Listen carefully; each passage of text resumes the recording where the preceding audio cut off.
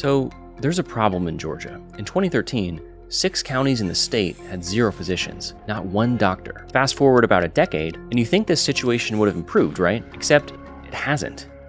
It's actually gotten worse. Now, the number is up to 9. In some areas, residents are living hours away from the closest healthcare provider. Imagine needing medical help and having no access to it nearby. Georgia has tried to fix this.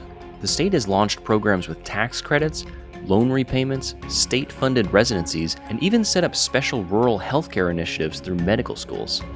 But these efforts haven't been enough. And some counties are still missing basic care.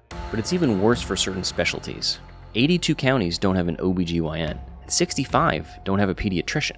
And these aren't just small, isolated places. Nearly every corner of Georgia is affected.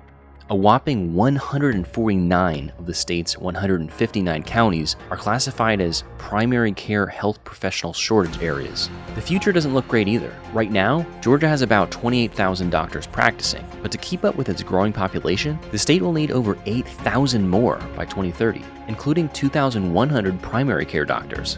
And it's not just about numbers. Many of the existing physicians are aging out of practice, while the state's population is only getting older. It's a crisis in the making. So what can Georgia do?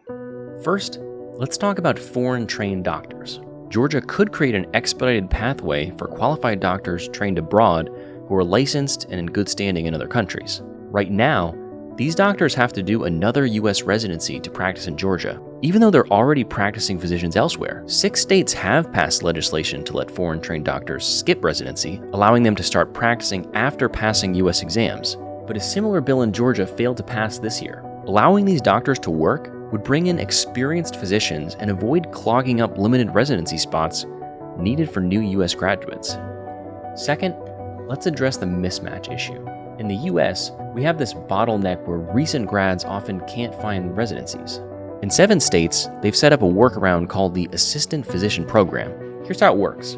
Medical grads who can't find residency work under a licensed doctor's supervision, sort of like a physician assistant, providing much needed care in areas that lack providers.